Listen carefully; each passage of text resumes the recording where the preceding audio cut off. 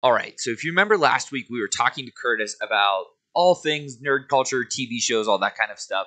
Now we're going to transition into a more serious topic, a more intense topic where we talk about emo music and finding your crowd and how he managed to do that and the things that helped make the bad feelings okay. So we're going to pick it right up where we left off last week with Curtis. This is the first and the last episode. We can't sell our child in the ride. Not so enjoying the ride. They may hate me. Now have a real question. Okay.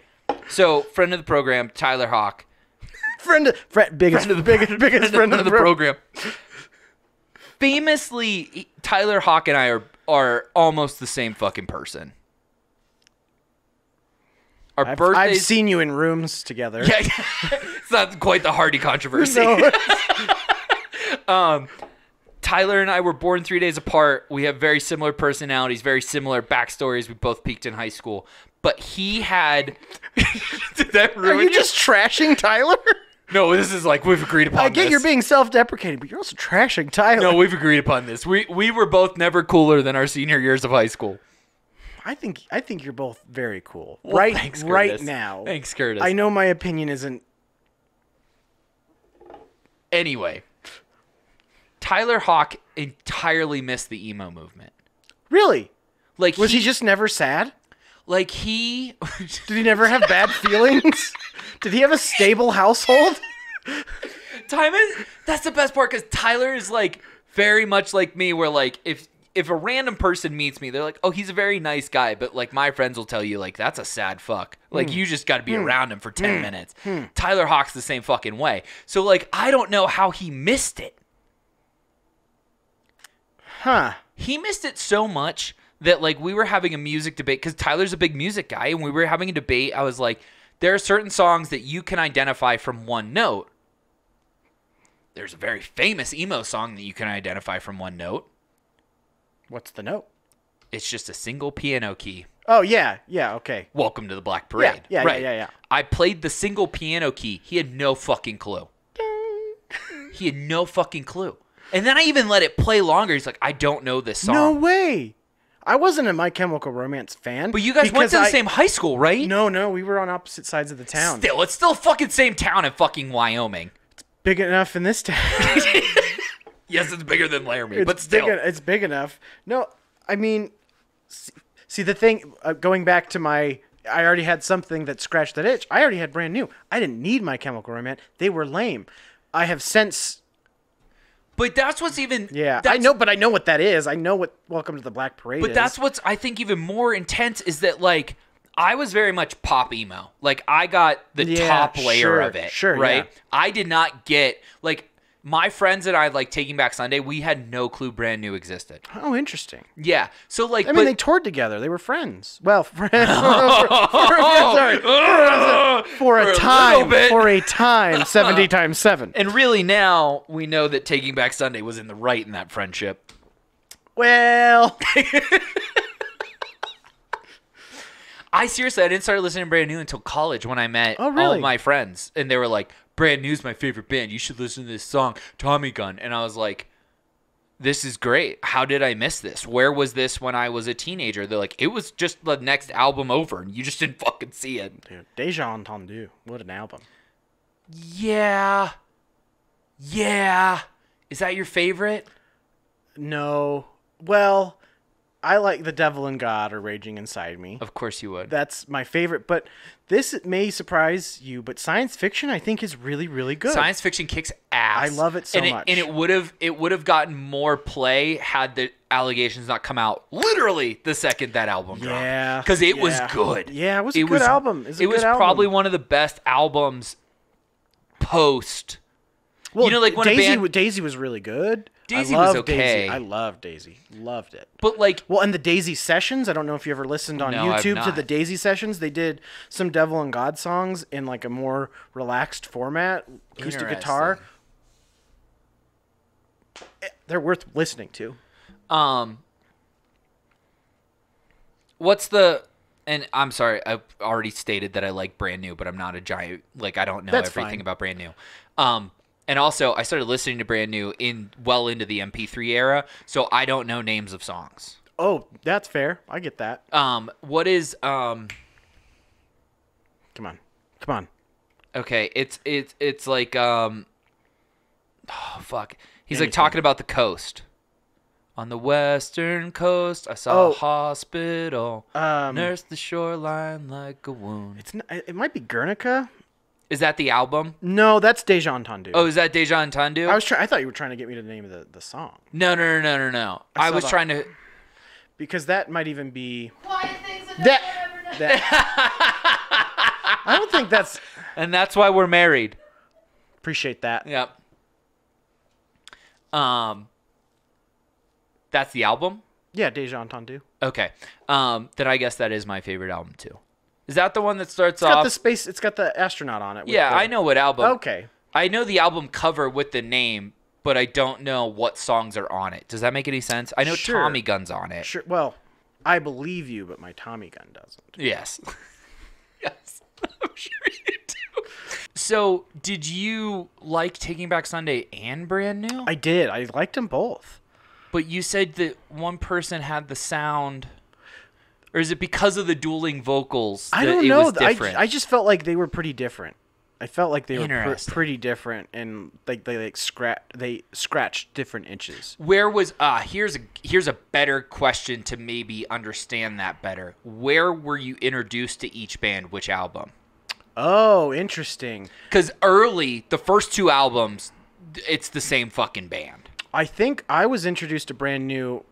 I know I say this really pretentious, Deja Entendu. Mm-hmm. No, that's how you should say it as a Brand New fan. I know, You but- have to defend the fact that you're still like, this is a great band. Oh man, that's true. But You and Cleveland Browns fans are really just in the same fucking boat. well, honestly, like I was a big Channel 5 fan too of Andrew Callahan. Oh, fuck.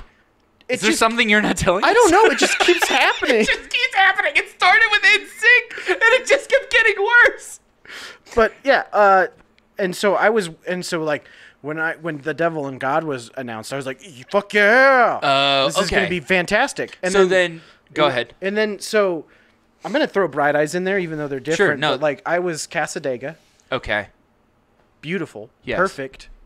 Have now since explored.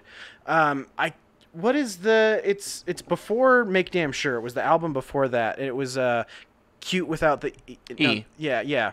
Cut from the Team. Well, I don't know what that album is called because I wasn't a huge Taking Back You're- Sunday fan, but okay, I was okay. like I dabbled, and that was the album that I got, and So- then Make Damn Sure came out, and it was like, oh, they're good. So you listened to which band first? I think it was Brand New. Okay, so I think that is really where the departure happens, though, right? Because Taking Back Sunday goes full emo, and then Brand New kind of They're moody. I'd say they're moody and not. they're true emo, right? So like the emo that we think of, right? The My Chemical Romance and Panic and Fall Out Boy. It's pop punk. Hawthorne Heights. Hawthorne Heights. It's pop punk. Yeah. It's pop punk. Yeah. With yeah. and it's just it's the way With they an- dress with an edge and right. Emo is fucking Bayside. wow, yeah. Right. Yeah, I've seen Bayside too. I've seen Bayside more times than I've seen any other band. Really? Oh, like my final to finish off my sleeve, I'm getting the bird on my hand. Wow. Yeah, I'm in the cult. I've seen My Morning Jacket 3 times. That is Fantastic. that is the direction I've gone in. Is I'm not. Jam band, stoner rock. I don't appreciate when people call My Morning Jacket jam band. They jam in concert, but their albums are not jam band records. What's the average length of a My Morning Jacket song? It's over 5 minutes. I mean, 3 to 5. I mean, it depends on the song because some of them are poppier than others. But like, yeah, okay, they got an 8-minute song. Okay, yeah, they have a 26-minute song. So- Okay, great. Doing a terrible job defending My Morning Jacket. I did that on purpose because okay. But like, yeah, they do have a 26-minute song. Okay. It's called Cobra. Oh, fucking yeah, dude. No, you can't defend them anymore. It's on an EP called Chocolate / Ice. Yeah, no, you can't fucking like their band name's already 4 fucking words. I still don't think they're a jam band, but they do jam. They're not pigeons playing ping pong, but that doesn't mean shit. They're not King Lizard and the Wizard Gizzard. The Lizard Gizzard? Which it's King Wizard and the Lizard Gizzard is what it is, but Do you not know this band? I know this band. Oh, okay. King Gizzard and the Lizard Wizard. Is that it? Yes. Okay, all right. I said it. I can't. I just go into Is a Wizard Dizzard, and I just keep going until I've decided that I was done. King Lizard and the Gizzard Wizards. I mean, yeah, they jam. I mean, like they play 3-hour concerts, sure. But I think there is a lot of structure in the songwriting, and I think the records have this structure, and they're pop songs. And I think that is why I can't say they're a jam band. They're a band who is really good when they jam, but they're not a jam band. And I will defend this to my death. Okay, Curtis. I'm sorry. I'm going to get you a hat that says My Morning Jacket's not a jam band. I would love that hat too. I would love that hat. Do you know what? I saw this. The kid at Coal Creek had it on. It was the first time I saw it. Now I realize it's just a hype beast thing. But it's a hat that says I'd rather be listening to Steely Dan. I learned this the other day. Chevy Chase was in Steely Dan. No, he wasn't. Yes, he was. I was watching an interview. What did he do? In college, he was. I don't remember, but played the kazoo. He said in college he was in Steely Dan. That's a fucking lie. Chevy, whatever, but internet was Chevy Chase. Well, he said it himself. I'm not gonna. He was on Norm Macdonald Has a Show. Oh no, this definitely didn't fucking happen. Steely Dan. Wikipedia. Former members. It says no. It doesn't. Oh, it doesn't say he's on there. It doesn't say Chevy Chase. Google Chevy Chase Steely Dan. He said he was in him. I trusted him. He was in Steely Dan. He was in him deep. I trust it. Chevy Chase was not in Steely Dan. He lied. There's a shit. No. He used to play in the college band, the Leather Canary, with the guys. Uh-huh. Wow, Chevy got expelled from college due to a cow incident. I don't know what okay. I don't know what's least surprising, that Chevy Chase doesn't tell the truth or that he was expelled from college. I believed him. He had me hook, line, and sinker. He said I was in Steely Dan. Sorry, everybody. Yeah, you also owe an apology to Dan Harmon and Childish Gambino. For just mentioning him? For siding with him in any way, shape, or form. That's fair. Yeah. That's fair. Anyway. So, brand new is emo, is what I'm getting at. Okay. It is actual emo, right? It's the sound. It's a toned down punk. That's emo. What? You really stare. It's concentrated feelings. It is concentrated. Like it's melodramatic punk. Well, okay, but so in that same vein, what would you say Bright Eyes is? Because that's the emo. other side of. But they're not punk in any way, shape, or form. And they're like the all the way toned down. But version. that's like folk. That's like folk music. Folk music. I wouldn't call them folk music. Do you call Bright Eyes folk music? Anastasia off camera? No, they're emo. Yeah. Yeah. I wouldn't say folk. Yeah. What would you call it? Be honest. Yeah. Like, because we like Whitney, say modern. Right. Like more folky than I would say Bright Eyes. I don't know. There's some like really fucking sad. I mean, they're Bright like, Eyes songs. but like Yeah. Casadega is like a country album. But that was like newer, more modern Bright Eyes. That's like 2009, Very but like first. the calendar hung itself and all that stuff. I'd still say that's like folky. I mean, Google the definition. Well, I have a better. There's this website. I don't know if you know about this website. It's called Is This Band Emo? That's a good website. It is a great. Bright They're gonna Eyes say yes. is an emo band. I'm- Nope, this is the official thing. But they're You not. They can't be anything else. No, you got to ask them. Ask them. What do you want? Like, watch My Chemical that's- Romance is not going to be emo. See, is not an emo Whoa. band. Yeah. Yeah, I mean that's exactly Unlike what high you school, were saying. emo has a longer history than 4 years. What about indie rock? Is that considered folk? Like, No, I think where Brand New crosses into that genre towards the end, right? Like Daisy is indie rock. It's no longer emo. I would say Bright Eyes is right on that bubble where they transition. Like Minus the Bear is indie fucking rock. Portugal the Man is indie rock. Yeah. Right? Yeah. They're not emo. Bright Eyes walks that line. Wikipedia says indie folk, indie rock, folk rock, emo. Interesting. Indie rock, indie folk, emo. just like Spider-Man 2. Yeah. And Dashboard Confessional, Vindicated. You know that? Yeah. Okay. We were both vindicated, though. No, I was vindicated. I don't. The website that says, is this band fucking emo, I didn't says they're disagree. emo. I didn't disagree. Yeah. I just said they're in addition, they are folk. You got folked up, bro. You got fucked up. You got You got me folked up. You got okay. fucked up. That's incredible. That is the an on-running bit at Thoughts from the Bench, though. The second a band argument breaks out, we just put it in. That's actually a really good concept. But it's like we'll just like somebody will be arguing about like Metallica and Kiss, and we'll be like, are they emo? That's how you end your argument. What I actually am curious. You want to see if I'm Metallica's curious emo? 'cause it's not just like yes or no, because I thought Yeah. it would be just like no, yes. But they have like quips. I just want to make sure I spell Metallica right because it's fucking. I always want to put 2 T's instead of 2 L's. All right, Metallica. Is Metallica emo? Metallica is not an emo band. Metallica is metal. That was a bit of a letdown. I thought they were going to say, "Why did you even ask?" What's a band that we think that it would say like Steely Dan. Put it.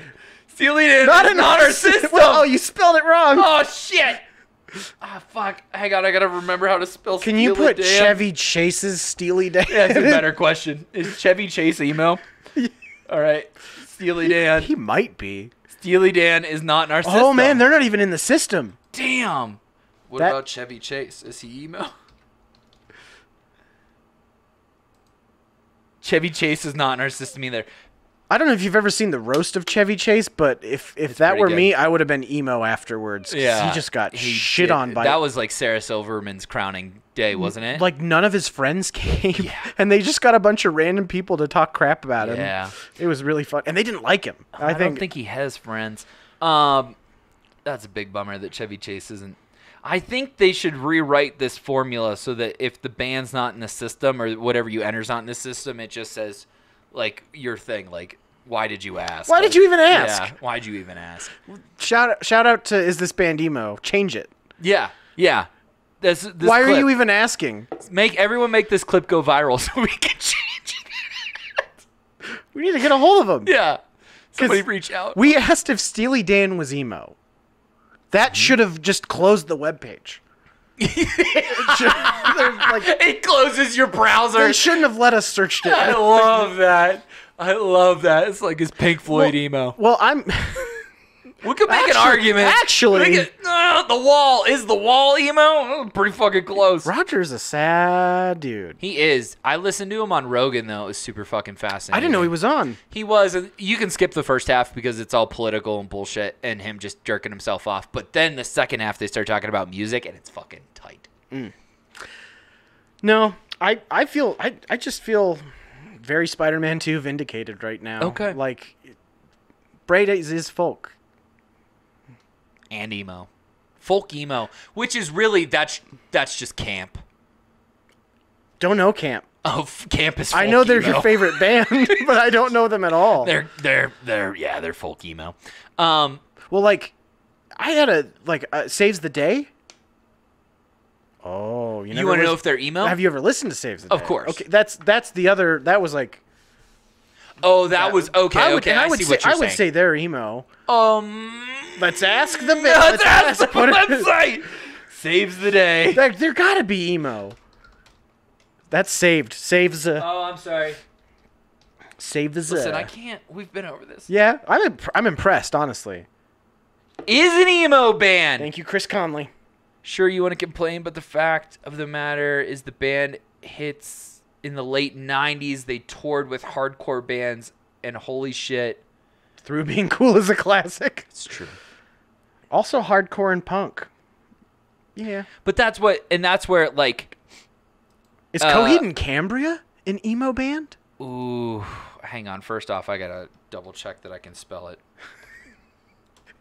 I don't even know what I'm doing. He wrote Chuden.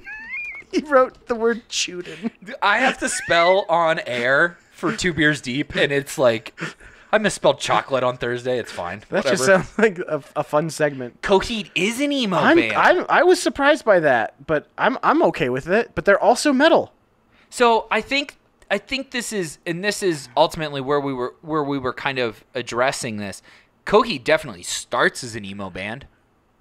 Yeah, they're prog. I'd say they're more prog than anything. By Good Apollo and Burning Star 4, they are prog, and now they're operatic, if anything. So now that we've gotten some definitions, I guess I gotta ask: is emo a time and place rather than a genre or a style? So it depends on who you talk to and where the debate is, right? Emo, the time and the place is the late 2000s, the hair swoop, dark, Hot Topic, Vans, like all of that, right? That's the time and the place emo.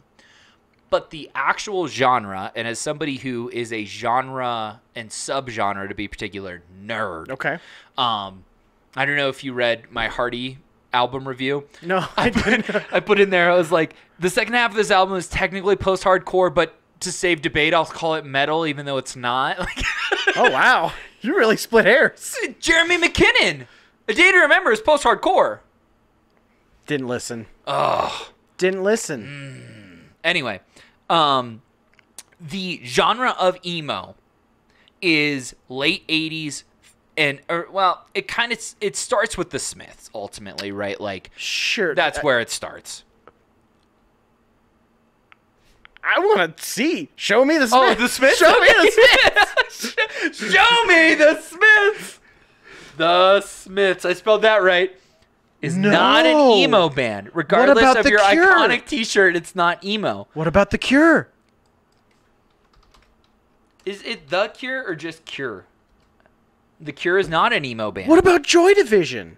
Oh. Because, now we're kind of getting into, just new wave, but... Wow. I bet you have their t-shirt on the album. I don't have either. The website just says Joy Division is not an emo band, but I bet you have their t-shirt, not an album. That's probably true. Okay, so here's but it starts with the Smiths, right? Yeah, sure, I get that. Okay, and actually I make the argument that the first ever emo song is Paint It Black by the Rolling Stones. Interesting. First punk song is Helter Skelter. Well, wait, I got to hear the argument. Okay, so... You can't just say you made the argument and it's just assumed, yeah. Oh, Paint It Black? Yeah. Okay, so Paint It Black, right? If we're going based off of the time and a place emo, okay? It's operatic, it's conflicting, right? And it's self-deprecating, and it kind of takes you on the story journey of why he's a piece of shit. And starting with that dun dun dun dun riff, right? Like how it kind of starts, and then it kicks hard, right? Like all of it, it's the verse, the way it builds into the chorus. Like you listen to that, and then you go listen to I'm Not Okay, and you're like, it's the same fucking song. Counterpoint. Love it. How many emo songs are on Guitar Hero? That needs to be a website. If it's on Guitar Hero, it's automatically not an emo song. Well, I guess the question is, where does the line? Are we talking Guitar Hero 1 and 2 as the only original, or are we including Rock Band and all the others? I Write Sins Not Tragedy is definitely on Rock Band. Wait, is Panic at the Disco an emo band? No! They're pop punk! Give it, come on! Okay. Put it in. Well, wait, which Panic? Panic exclamation point at the disco. Yeah. All right. Exclamation point. Are they gonna At let the it work? Disco. Panic at the Disco is not an emo band, but they didn't put the exclamation point. Emo phase. I'm destroyed by this. If I'm being for a completely night honest, This is my favorite website ever. this is the greatest website it's like of all time. This and the original Space Jam website, those two, and Homestar Runner. Those are those three holy trinity of the internet. I heard there was some Trogdor It's just like fucking from the last It's episode. so fucking incredible because like the kid didn't know that he drew Trogdor. That was pretty amazing. That's awesome. Just it's like monkeys with the typewriter. You're gonna write the Titanic eventually. Yeah, it was. When she's like, he had no idea. She told me that story like months ago, and I was just like dumbfounded that he didn't know that he made Trogdor. But I also understand how you accidentally make Trogdor. I don't. I just You don't. Well, the S and the little different S, and then a wingaling dragon. and a wing-a-ling. The beefy arm, you may have lost him. Like a beefy arm. Is that the no? Wait, we're back on emo. Sorry, I keep getting distracted. It's so good. It's fine. It's a podcast for every Mallrat Gensport backpack emo kid with ADD. That's. I can't follow anything. I can't follow any of this. This has no structure This at guy's all. all over the place. Unlike a My Morning Jacket album. You know, I talked shit about Naruto. I think I gotta be a good sport. Got him. I'm sorry, Jim. Emo, the genre, kind of starts with Joy Division, Smiths, all that, like, right? That Yeah, new wave. sure. And then we kind of get the overcorrection in grunge, right? Like, it gets so... Instead of being mopey, it's kind of edgy. And a little angry. Yeah. And, like, the guitars are kind of, like, a little bit more wound up, right? And then all while you still have punk kind of plucking along here on the bottom. And then grunge falls off a cliff. It does. Grunge got shot in the head.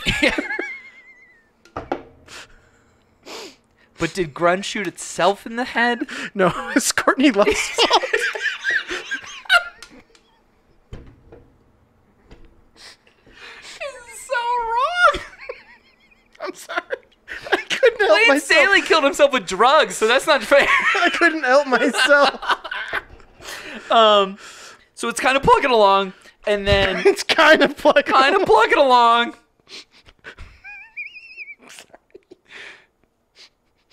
The double entendre. Every French word I'm just gonna say like a douche now. Déjà entendu. Double entendre. Désentendu. You're the point of French is to say as little of the word as possible. Désentendu. This is the same in Pittsburgh, but they just shorten the words so fucking much that you don't even... I can say a whole fucking... I can say I can say tidy up the room in one word. Are you ready? Yes, absolutely. Red up the room. This is like the Aaron earned an iron earn thing. Exactly. Earn, and earn. Oh my god. Okay. Fucking... Goddamn you, grunge. Quit trying to make emo happen. Courtney Love has now killed this podcast.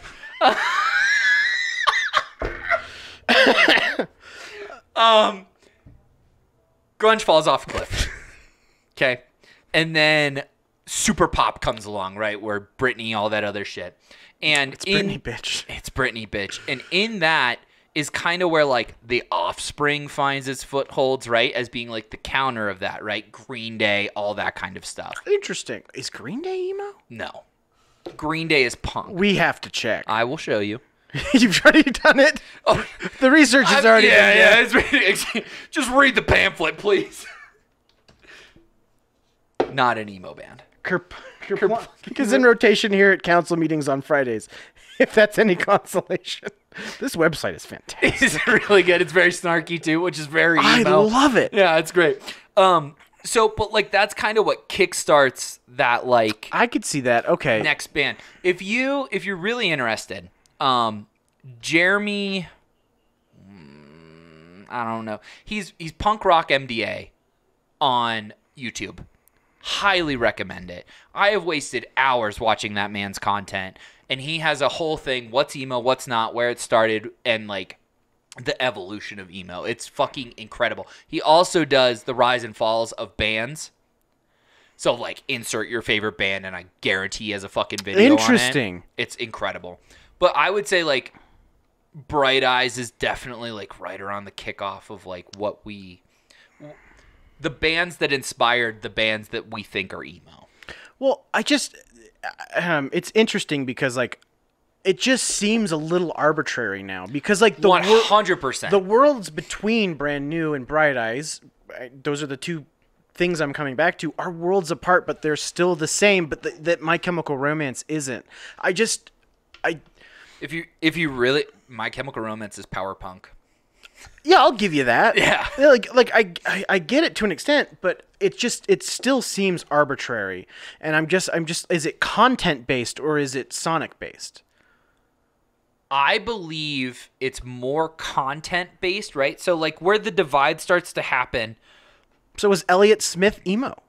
Elliott Smith is emo because he's not politically driven.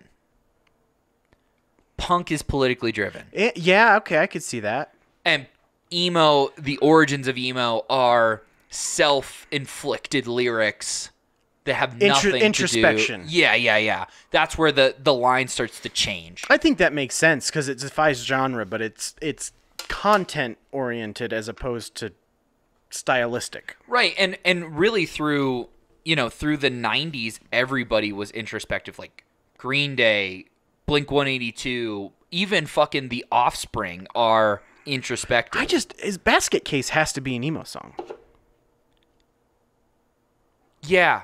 And I don't think that's like, I don't think like because a band's not emo, they can't have emo songs. That makes sense. But You know like what I generally mean? speaking, they're not. But they're not. Well, and do you think maybe American Idiot disqualified them? I think they were never in that genre. They were pop punk from the drop. Okay. And that's like, But that's my home genre. It's my home genre. It's the douchiest sentence I've ever said. So far. Let's see how much longer we can go. But that's my home genre, and Dookie Kerplunk are fucking they're pop punk royalty. If anything, if you want to point to a pop punk band's emo album, it's fucking Blink-182 self-titled.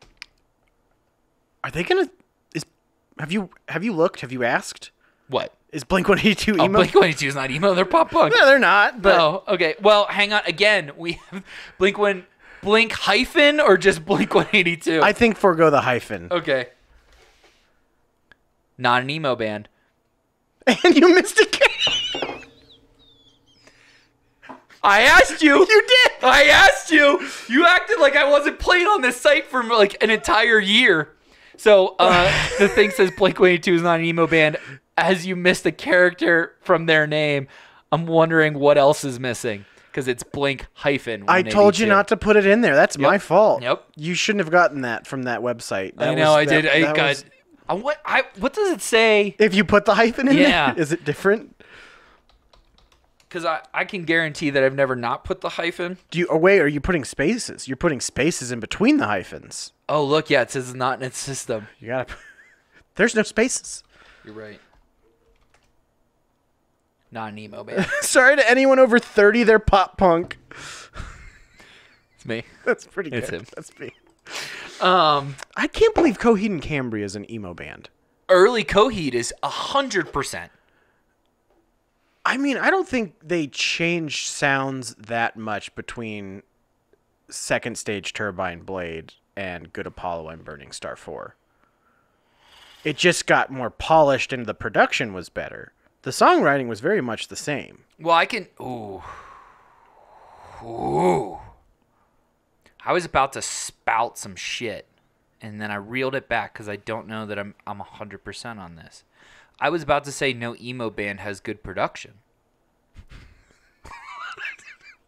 No, well... Listen to early Bayside. Well, the snare on Second Stage Turbine Blade is the worst snare I've ever heard. And actually, I can't. Deja Entendu has one of the worst snare sounds I've ever heard in my entire life. Ladies and gentlemen, I am the expert. No, I think that's interesting, but like science fiction is amazing. true, but that's later.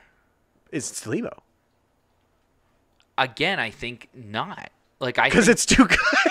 It's too good. too good, too well produced. That's why Panic at the Disco never got into the emo genre, because they were at fucking Brendan Urie was too focused on sonic quality. He was cared way No, too much. we gotta have my voice has really got to sound good. Yeah, well, I mean, and now he's made an entire career out of having a great sounding voice. Yeah, but it's not as good. I mean, A Fever You Can't Sweat Out is good. Where are you going? To get food? Oh. Nice. I haven't had food since like 5 o'clock. Oh. Yeah. Okay. Are you going to the grocery store to get food? Yes. Okay. See, this podcast is emo because it's bad production.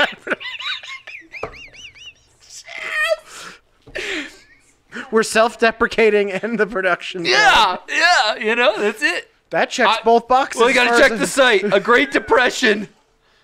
A Great Depression, where I almost misspelled my own show. Not in our system. It will be. Tweet it. You got to tweet it. Okay, bye. I love you. Thanks. Thanks. She's going to get food maybe she's not for me. I don't know. It's hard to say when you turn your very small condo into a fucking podcast studio of whether or not you're going to get dinner that night. Huh, I don't have that problem. Good for you. Show off. That is an interesting concept, I think, to say its quality and its introspection. And A Fever You Can't Sweat Out, not emo. Yeah. I get it. Because it's very pop. It's a rock opera. It's a popra. It's a pop, like the beginning of it is that dun, dun, dun, dun, dun, dun, you know what I mean? Like that fucking like organ. Is there an organ in emo music? No. Emo music is written by sad kids in fucking garages with shitty fucking amps. Brandon Urie never had a shitty fucking amp. Yeah, he probably didn't. I mean, he went to prep school. He got singing lessons, I'm guessing. Well, you know how Panic at the Disco started. I don't. They were created like literally in a lab where Brandon Urie was signed to a record deal, and then they built a band around him, and they just called the project Panic at the Disco. I mean, well done. That album is fantastic. It's an incredible album, but and really, like, I'm not shitting on Brandon Urie because I like Brandon Urie. Also, arguably his best fucking thing he's ever done as a like guest vocalist is Molly by Little Dicky. I don't think I've heard the song. Oh my god.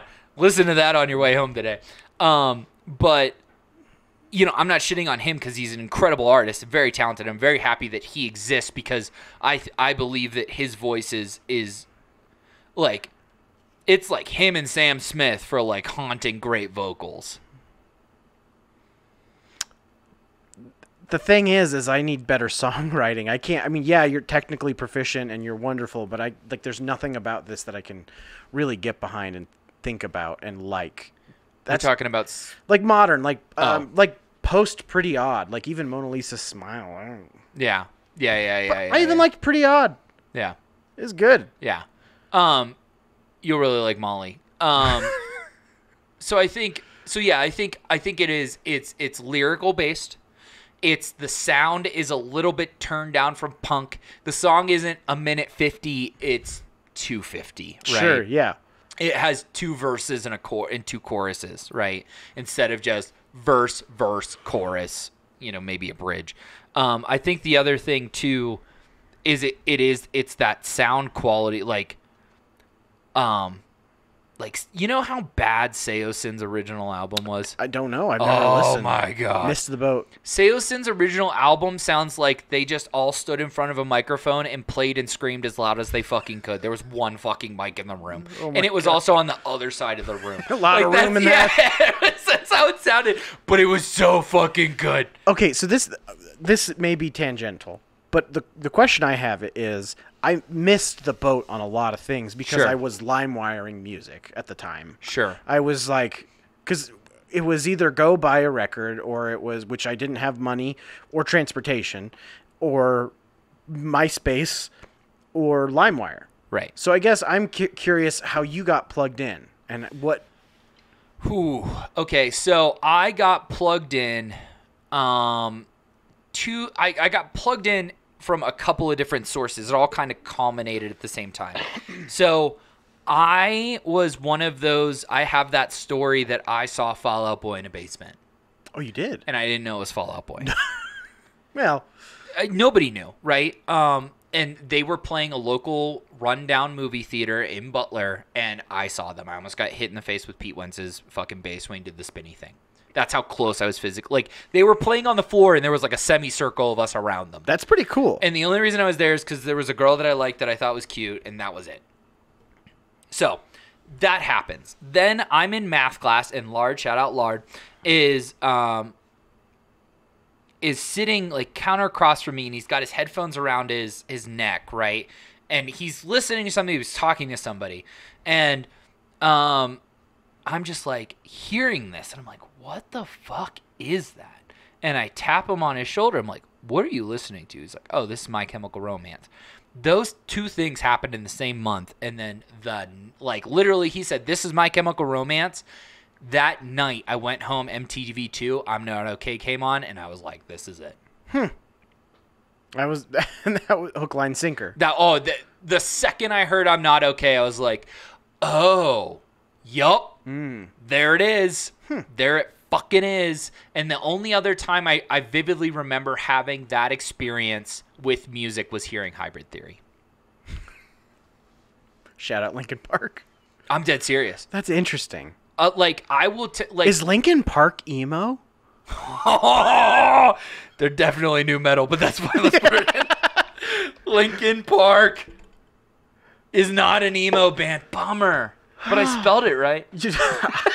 I was like, you spelled it wrong. No, that's how it's spelled. That's how it's spelled. Well done. Thanks. Phonetic. That's Yeah. interesting. That's really, really interesting. I guess, one, that's cool that you saw Fall Out Boy. Yes. Right? Humble brag. And then I didn't see them again until they were Light 'em up, up, up. Yeah, I mean, From Under the Cork Tree was like the only record that I've ever liked by these, but it's a perfect record. Did you listen to the first one? No, I don't think I have. I've only listened to From Under the Cork Tree. Okay, And I was like, this is so good. All right, hang on. We got to put it in. I'm pretty sure it's going to say that they're pop punk. Yeah, I but think that's fair. Fall Out Boy is not an emo band. But I mean, But then it says they're emo pop punk, now pop. they were at one point. And I think that's From Under the Cork Tree is an emo album. I would say it's not because of the production. because it's too good. It's too good. But if you listen to that first album, not. It's not. Well, man, I've got research to do. I think you do. But yeah, that was how I got plugged into it. And then, I was a jock in high school for the most part, and I was a popular adjacent. I gotta know. Was it hockey or sport? Yeah. Okay, that checks out. Popular adjacent, but I was also like a TV tech nerd. Like, I had a lot of like really weird interests, but I was pretty much friends with everybody, and that was my group. We were friends with everybody. We were all from different sects, right? We had like the redneck kid, we had the fucking cool kid, we had the emo kid, we had the. You're the cover of a math textbook. 100%, except for only one of us was a different ethnicity. Okay, and he was just Canadian.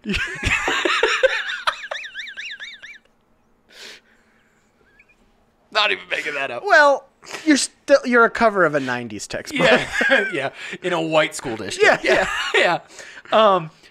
But we kind of all had our own little sects, right? And then we would party with each other on the weekends, which was like this.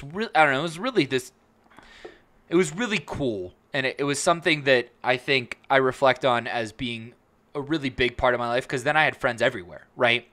I had nerd friends, I had jock friends, I had popular friends, I had emo kid friends, and skater kid friends, everything. And but like it was really cool what my musical taste developed from, because we had a kid who was like, Avenged Sevenfold's fucking everything to me.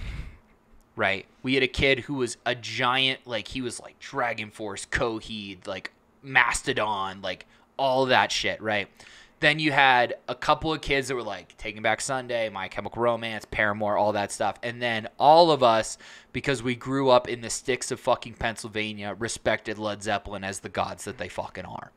So, like, our musical tastes were really quite interesting, and it really gave me an awesome, like, base when I started to grow as an adult, like, that I loved all these different types of genres of music and, like, was able to make friends through that. I don't remember where this rant was going. You got plugged in. I'm I got plugged in. I'm on the journey. So me in high school, right, I dressed like a jock, right? And actually a lot of people thought I was a fucking stoner in high school because I had hair as long as I do now. Huh. I wore cords, which I'm wearing now. Actually, this is a pretty typical Josh fit. Minus the Crocs, I would probably have Pumas on. Oh, I didn't even know. Oh yeah. There are Crocs. These are my indoor Crocs. I have outdoor Crocs. They're in the other room. The Birkenstocks were definitely a Josh thing too in high school. But like I was a pretty clean cut kid for the most part, and then like would apply at Hot Topic every single week. Did you ever get a job there? Eventually not only did I get a job, became a manager there. Did you have to change your style? Nope. No. That is an aberration. Melissa, God love you. I hope you're hearing this.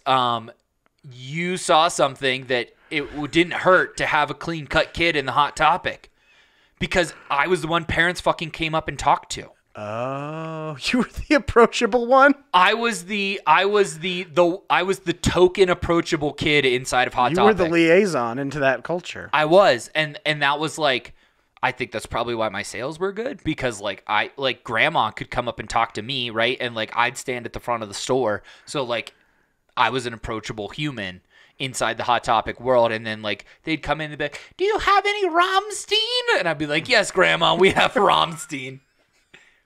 Oh my goodness, that makes sense. I can't imagine you working at a Hot Topic, but the idea of it is fantastic. Yeah, with like wavy, flowy hair and like the whole 9 yards. Like this right now, without the hat because we weren't allowed to wear the hat. Pre-Croc too. Oh no, the Crocs were in the closet. Crocs. I wore the Crocs. I had a pair of Crocs in my hockey bag, and then I had a pair of Crocs that were like my house Crocs. I love that you worked at Hot Topic. Mm-hmm. I only went to one in my entire life. Well, because there wasn't one in Wyoming. No, there was no, and I bought one thing from it. It was like a striped sweater with thumb holes in the sleeves. And why did we ever stop making thumb holes in things? I felt so good in that. It had a hood. Yeah. It had a hood. And it had a hood. And that's, I mean, ultimately, right, that was like, even though I didn't look the part, and it was funny because like underneath my like Letterman shirt was like a fucking Animals t-shirt. Like like Pink Floyd's Animals, like on my t-shirt, or like My Chemical Romance. I also had a sick t-shirt from Hot Topic. It was the Death Eaters logo. I don't know what that is. Like Harry Potter. Oh, like the snake with the skull. Okay. Okay. I was like, is this a no, a Hot Topic thing? No, like Harry Potter. Okay, like that phenomenon. Yeah, like the bad guys in Harry Potter. Okay. And I would wear that shirt, and if I ever like took my jacket off or whatever, it was like, oh, is that a new band? I was like, it's from fucking Harry Potter. Are you fucking kidding me? Well, I mean, I made the same mistake. Death Eaters would be a sick name for a fucking band. I thought it was like, was this is this Death Grips? Death Eaters emo. Please say the Death Eaters are emo. Death Eaters not in our system. Come on, we be will better. Check with the emo council. Be better. But that's amazing. That's a wonderful foray into emo. Well, you weren't even like pronounced emo. You were just emo. Well, you were like a emblematic of the genre in itself, that you were complex, you were introspective, you didn't look emo on the outside, you were just sad. big sad. Yeah. Yeah, man. Yeah. I love that, actually. You are emo. That's why I'm the and then as an adult I just became pop punk. That's it. You're Fall Out Boy. Now I'm Fall Out Boy. You're too polished. Yeah, I just started drinking beer, and now I'm fucking like this. No, I drank beer before that. Oh. Don't tell my mom. Oh. She listens to this podcast. She does. That's nice of her. She loves it. I don't know. Yeah. But Support is support. it's right. It's all that matters. All right. Do you have anything else you want to talk about? That's... What? I don't know. There's too many things. There's too many things. There's too many things. Too many cooks. I've watched that way too many times. You didn't think I was this nerdy. I think when you met me, you did not think that I had this layer to me. You're a complex individual. I am. Well, what did you... Well, now that you have understood where I came from when I have a picture of you, what was your impression of me? You're just like, this fucking nerd? No, I was like, this kid would have ran with me in high school. Like, That's sweet. I you appreciate would have fit that. in our group really well. I appreciate that. That's nice. Yeah. Like, you love Dance Dance Revolution. No. No. I mean, hold on. No, but that's... The best DDR players are not skinny fucking athletes. I'm not a DDR. I played a lot of it. But Okay. That's the My Morning Jacket Thought of Japan all over again. It's like, I played a lot of it. But I wasn't good. It doesn't matter. It's that you loved it. I asked you love DDR. I was a theater kid.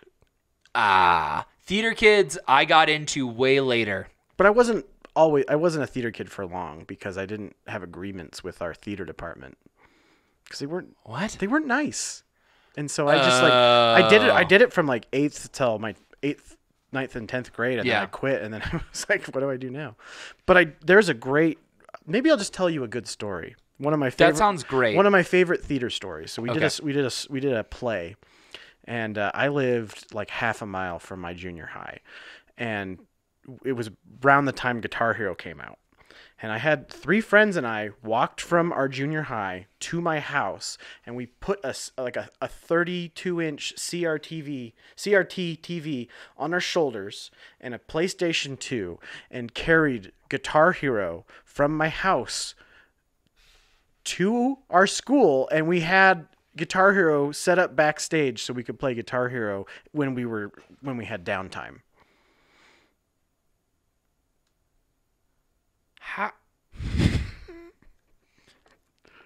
And no one in your family is like, where'd the fucking TV go? I was a paper boy. I had my own TV. I had Paperboy. I had that Paperboy money. You did have that Paperboy money. You have that Paperboy glow about you, really, Curtis. I had Paperboy money.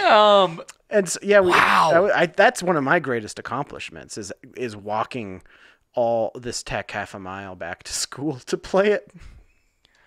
Our greatest accomplishment in high school was rigging several elections. Whoa. I'm not kidding.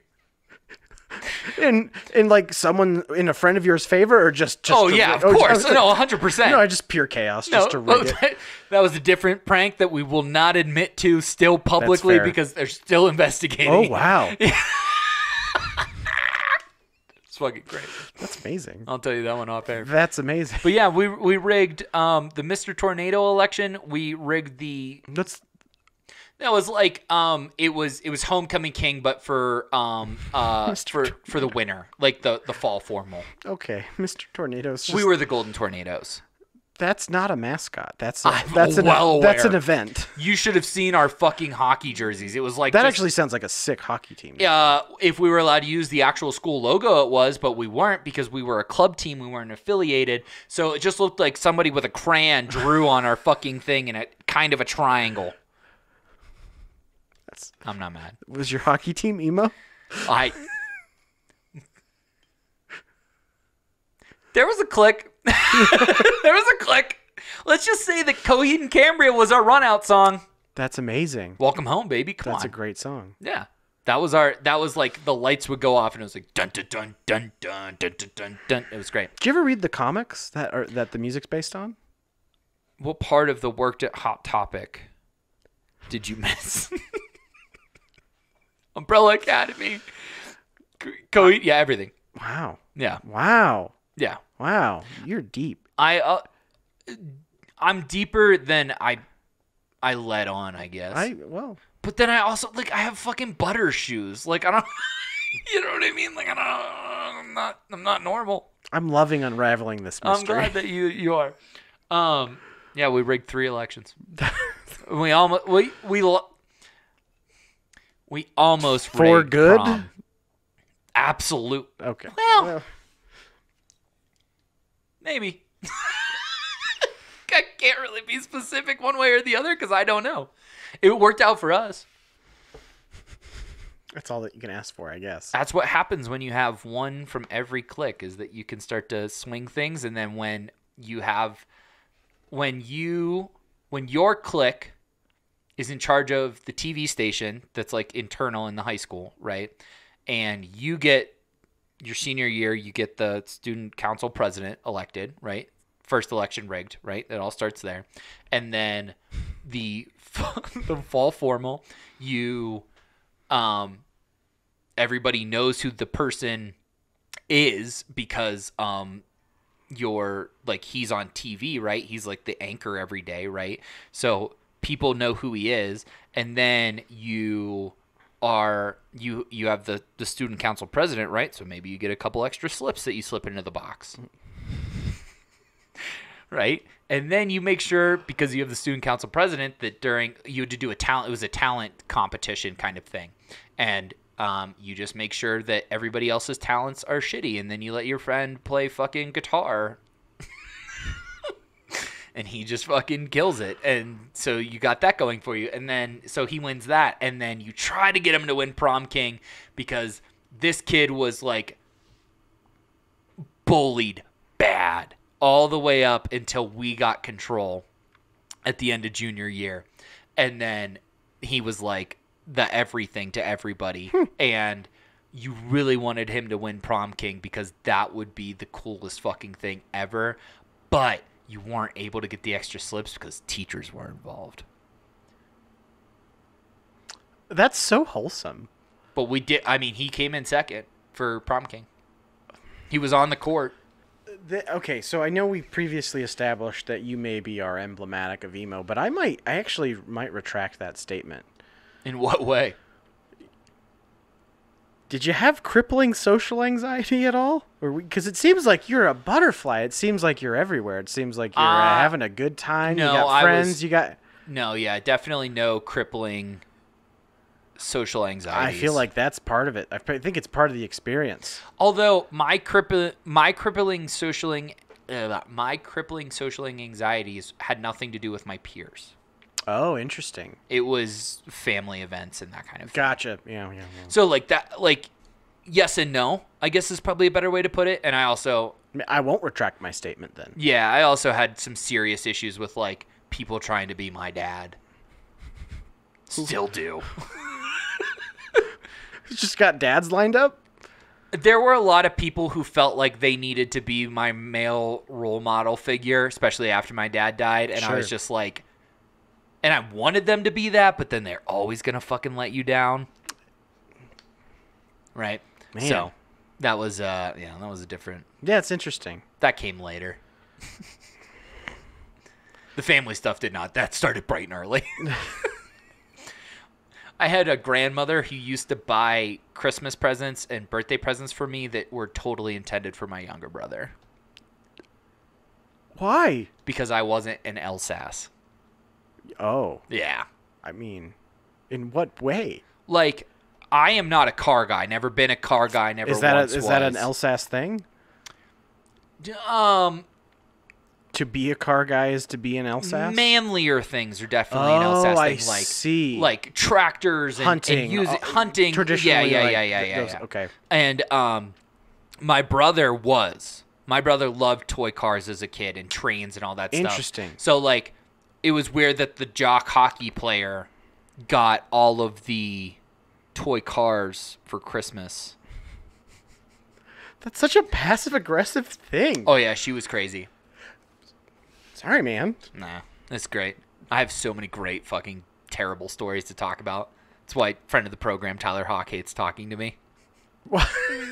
Because he feels weird or what? Yeah, because he has a similar story, but it's just that his grandmother forgets that one of the kids exists every year at Christmas. Oh, man. Whereas mine was like targeted at me. It's interesting. I don't know. I was born and raised Mormon. I was wondering with the Utah. Yeah, Salt Lake. Born and raised. Fuck. 3 houses down from the church. Fuck. Well, and it's weird because it's like a lot of my memories are wholesome. It's like, oh, we were a good family, but like that was not it at all. Like, and so like there's like sinister undertones to everything that I kind of look back and see like, oh, This is why this is an emo podcast. yeah, this is an emo bot. Yeah. What'd you get? Good haul?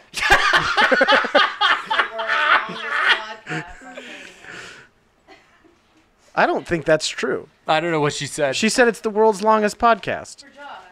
Oh, for Josh. We're almost at 2 hours. Yeah. Well, is any of it usable? Yeah. That's good. Yeah. I worry. Yeah. Oh no, but yeah, like it's so weird because I have like these memories of things being nice, and then I look back and I'm like, no, they weren't. It's like manufactured and weird, and like I don't know, that whole coloration with religion interjected because it was like everyone in my family, and now I don't really have any connection to that family since I've left. Interesting. Yeah, so it's weird. It's like, okay, so all those memories that we made and all those things that we did, what were they? Like, what tied us together? Was it the religion or was it family ties? That's a good question. I have my own complicated family histories and pasts and whatnot, so I think I elect to say that you choose your family, and that includes the ones you're born with. And I also think that family can go in and out of your life. Like, I think family can come back around as long as both parties leave the door open. Right now, my mom and grandmother live in Atlanta because that's where they found their family. Like, that's where their family is, right? It's our extended family, and they're my family too.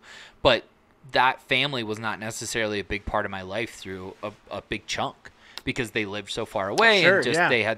they weren't a part of it. So, but yet the family that was literally 45 minutes from us, we never saw them because they chose to not be a part of that family. Interesting.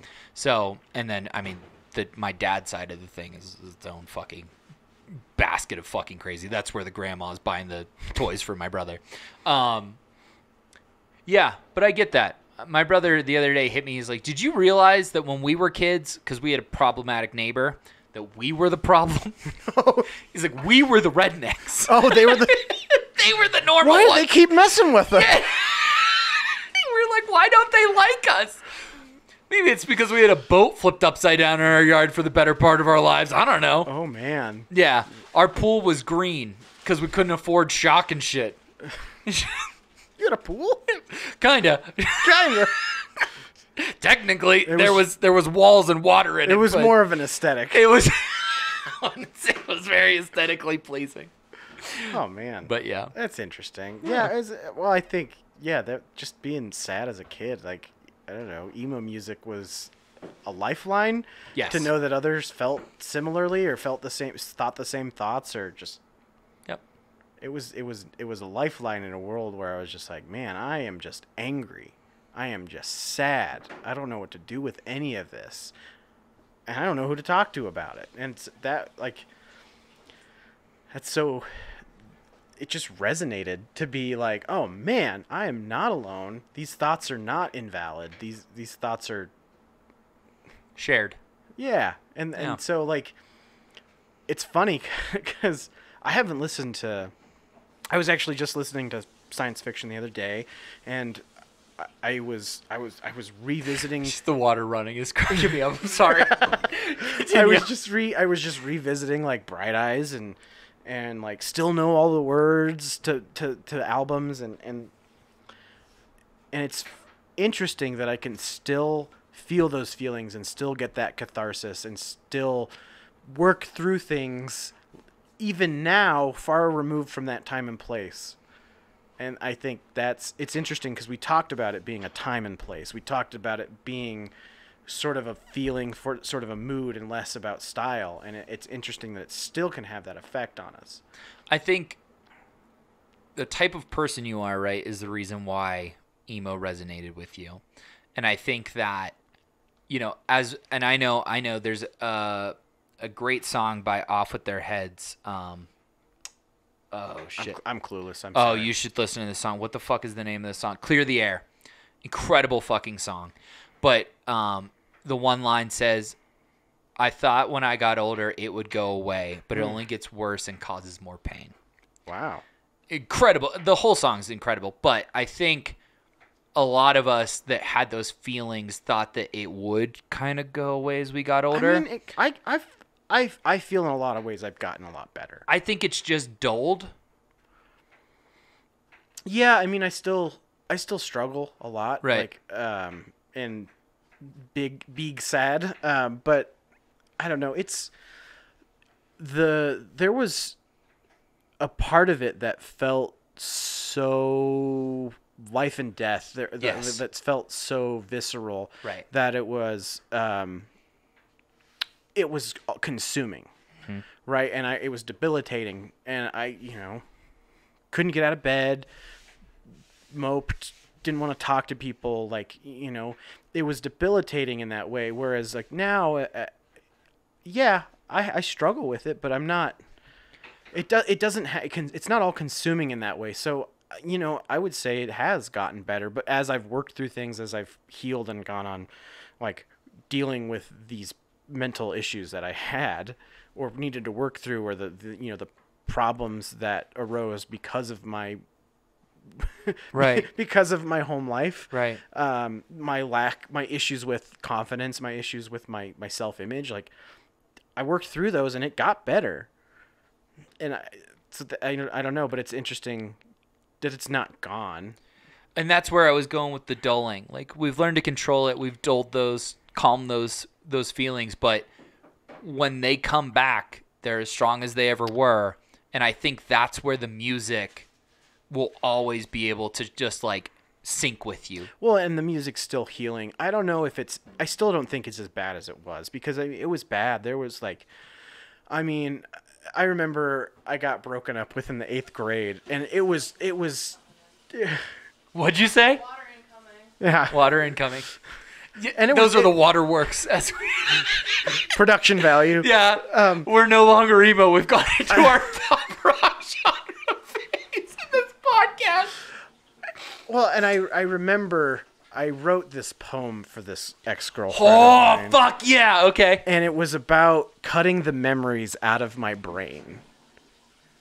Fuck yeah. And that's emo as fuck. dude, it wasn't good because it made her scared. It made her upset. And I think about that, and like I scared her, and she thought that there was, I was gonna hurt myself. And but to me, it was just like I wanted to forget about you, but I did it in such a way that it was like, yeah, I wanted to cut the memories from my brain, like that. And like thinking about that now and how wrong, and her reaction was totally valid to be like, yeah, that was messed up. You were a messed up kid. Like, and I think of now, like being a little bit more well-adjusted, like I wouldn't do that. That's not a poem I would write. I also can't imagine being and feeling that way, but then also being in Wyoming where like that's like I don't think when we were kids that kind of thing wasn't as well understood as it is like today. But like I feel like there's probably even less people that understood where you were coming from. Whereas like there were a bunch of great little emo girls running around my high school that would have been like, I understand, we should get back together. Like, I think to an extent. I mean, my graduating class was 420 kids. that's a lot. That's a lot. How big was your high school? 1,000. I mean, so it just, like, that was as many kids as it was our school at a time. And so, yeah, it was, I'd say it was isolating because I had a not unique experience, but I had a different experience than a lot of the people I went to school with. And so, like, they weren't very understanding of, Right. like, this kid with strong emotions and strong feelings, because I was supposed to not be like that. Right, And that was, right. that was, and so I tried to not be like that, and I tried to hide it, and Doesn't work. it doesn't, but I think that's the weird thing about it, is that in this community where I felt isolated, where I felt, where me expressing my feelings, even though they sound dangerous, which I get it, I understand, it was intensely lonely. And so then I have this lifeline in this music where it's like, man, these intense feelings and emotions are valid and validated, and I was only trying to express myself the way I knew how, and it wasn't received or in any way, and that only further isolated me and made me feel more connected to it. So it was this weird, like, positive feedback loop of like, Right. Get sad, listen to music, express it, get rejected, listen to music, get sad. We should put that on the t-shirt. That's the cycle. I get it though. I mean, that was you made the joke about Linkin Park earlier, but like being 9 and having such strong anger emotions, and I think, I didn't understand it at the time, but I do now, and I do now more than ever. I had a very bad morning. Anastasia can attest. But like I put on Crawling by Linkin Park, and I put that fucker on repeat because it didn't cut me deep enough the first time. Interesting. But that's like when Hybrid Theory came out, I was like, oh, they get it. Well, I mean, I remember Hybrid.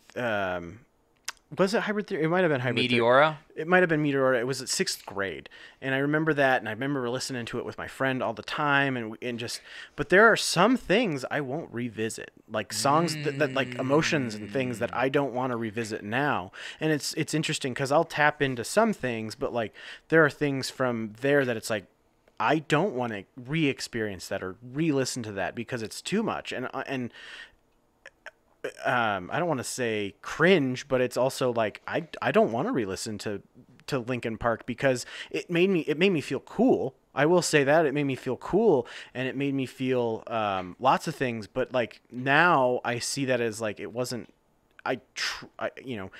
Maybe it wasn't authentic. I didn't authentically feel cool. It was just like listening to it made me feel cool. And like, but then the reality was I was still not. And so part of it's like listening back to it. It's just like, I only feel that sort of despair. Fascinating. Yeah. It's so music in that way is like, it can take you back to that time and place, but it's not always a positive experience, even though I have positive associations with it.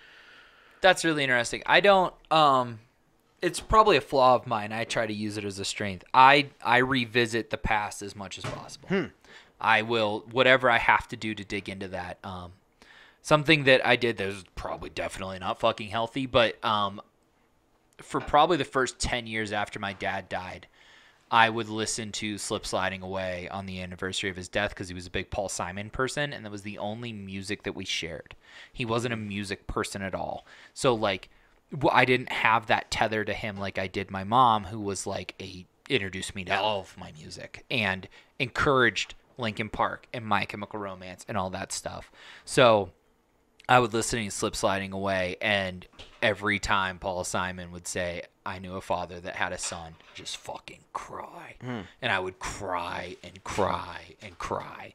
But that was how I got over it, was just getting back into that feeling and dealing with it and then being like, all right, we're going to move on today. That's interesting. I can't move on. I get kind of stuck in it. I can understand that too. So I've been listening to Taylor Swift Midnights on repeat since I got let go. I get it. I haven't listened to T Swift. Bummer, because this album fucks. Well, I don't know if I'm selective, but it's interesting because I just like to explore and find it on my own because it feels like I found it. It's interesting because like there's been a lot of bands I've been introduced to that I'm like, yeah, they're great and I love them and it's something, but like there's something about finding something on your own that is like deeply personal. 100%.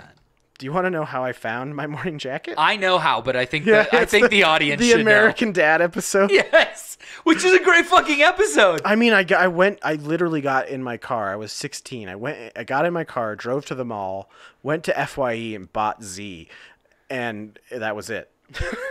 You watched it and like a robot, like your sleeper cell agent got triggered. Yeah.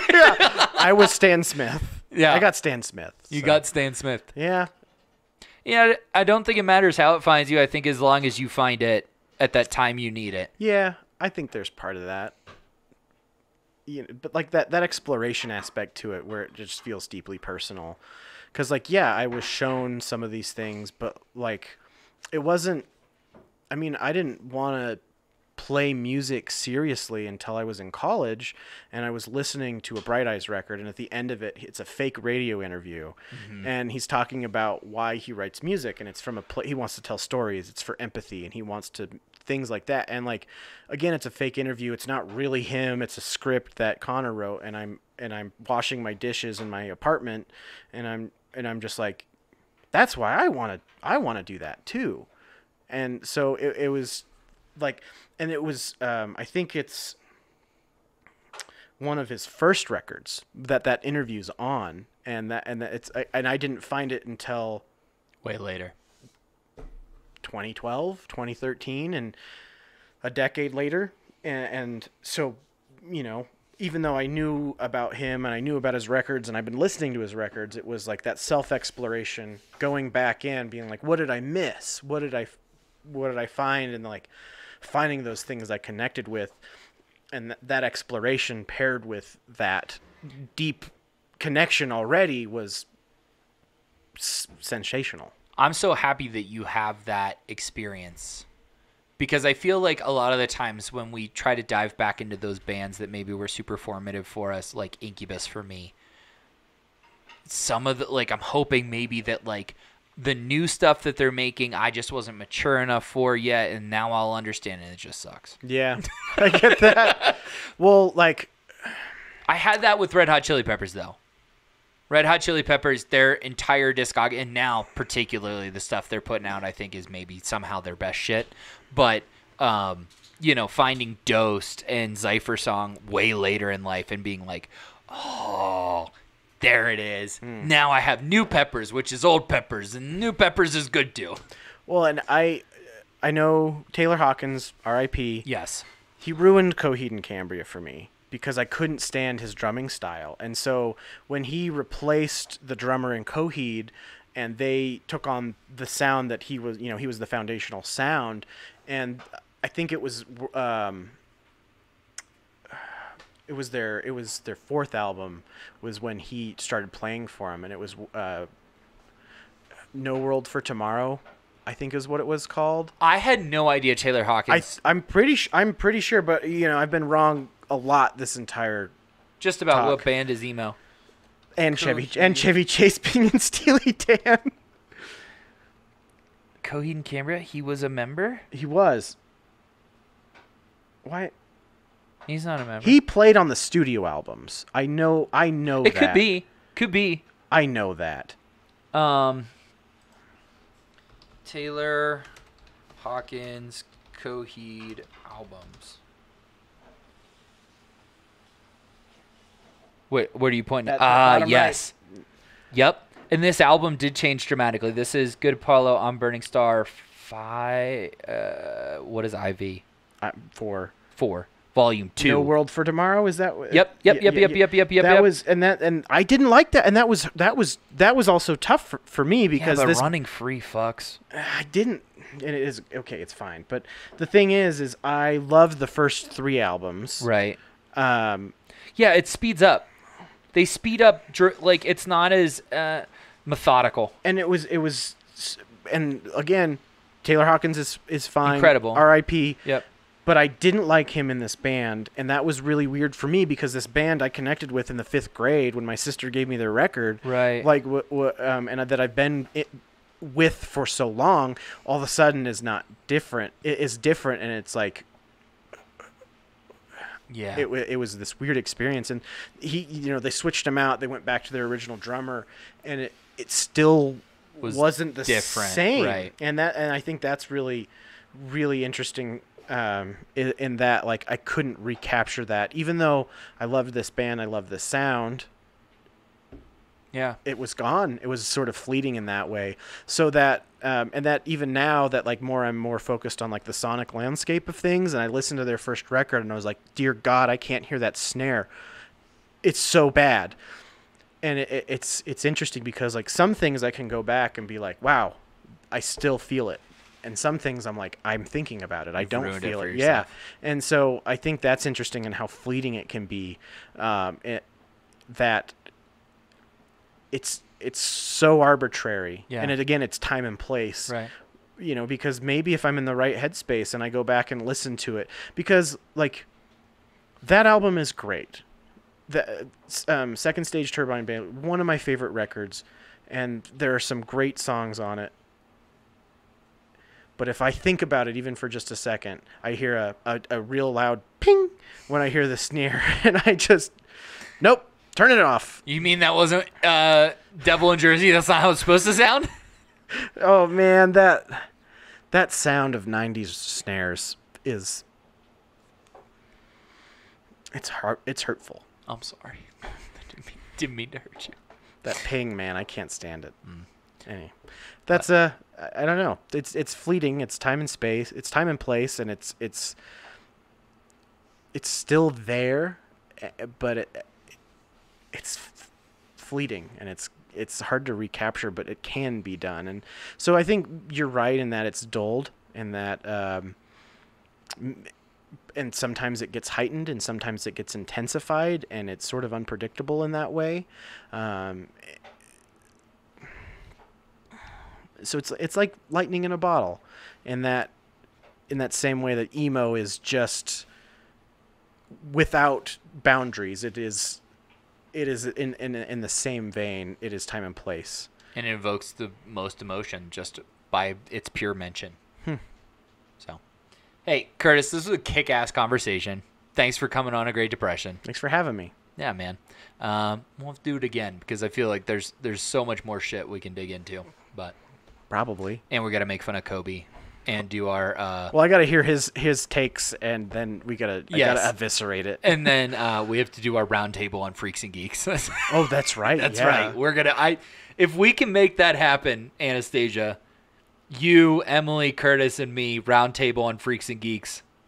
Should we just watch it before we do it? Maybe yeah, like we'll give everybody like a couple of months to watch it, and then Do We you need like a weekend. do you know off True. the top of your head what was the other show that Seth Rogen did that they were in college? He was in Dawson's Creek.